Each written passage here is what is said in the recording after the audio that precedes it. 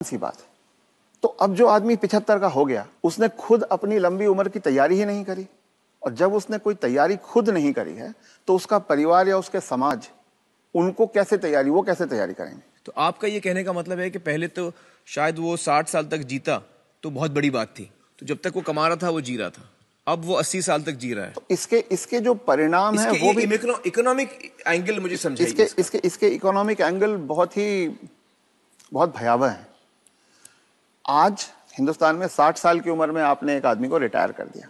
आदमी को अगर 80 साल तक जीना है तो 20 साल के लिए उसको अपना इंतजाम करना है।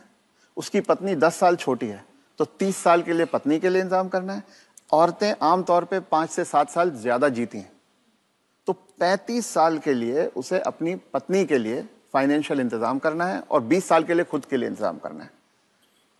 आज के इन्फ्लेशन में, आज की महंगाई में कितना भी पैसा आप एक जगह रख दीजिए, क्या वो 35 साल तक खींच सकता है? ये प्रैक्टिकल नहीं है। और जैसे जैसे उम्र बढ़ती जाती है उनके बच्चों की उम्र भी बढ़ रही है जी। जो आज 70-75 का होगा, बच्चे भी तो 50-55 के हो रहे होंगे।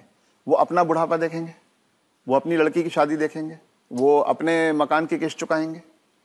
तो जो पीढ़ियों के बीच की जो दूरियां हैं वो बढ़ती जाती हैं। ये इकोनॉमिक वजह से बढ़ रही है। इकोनॉमिक वजह से बढ़ रही हैं।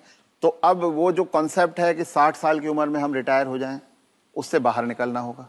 जब तक शरीर साथ देता है काम करते रहना है और 2 पैसे कमाते रहना है जी। कुछ करके किसी तरह से अपनी आर्थिक स्वतंत्रता को कायम रखना चाहिए, जितने ज्यादा से ज्यादा समय तक हम रख सकते हैं। अपने आप को वोकल रखना भी बहुत ज्यादा जरूरी है।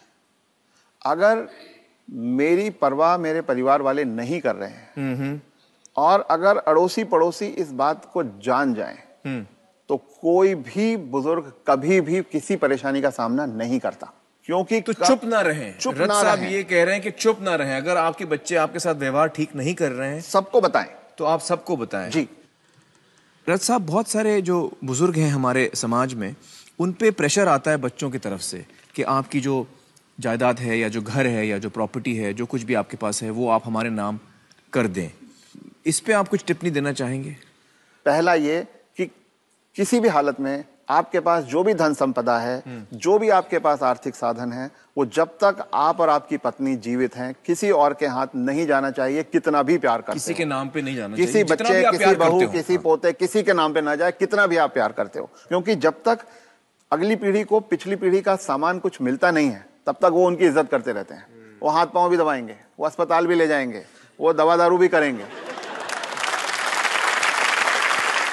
और वो ही माँ बाप सबसे ज्यादा सफर करते हैं जो अपने प्यार के कारण उमड़ते चले जाते हैं। मेरा बेटा, मेरी बेटी, मेरी बहू, मेरा पोता, जो ये मेरा मेरा करना जिसने शुरू किया, बस वहीं से उनके दुर्गति के दिन शुरू हो जाते हैं। इसलिए सबको ये ध्यान रखना चाहिए कि कुछ भी हो जाए, कोई प्रलोभन आए, कोई इमोशनल ब्लैकमेल हो, कुछ हो, उन्हें अपने पास अपनी चीज को रखना चाहिए। उन अपने बच्चों से शेयर करें तो अपनी मन की खुशी को शेयर करें, अपने पैसे को शेयर ना करें। जी।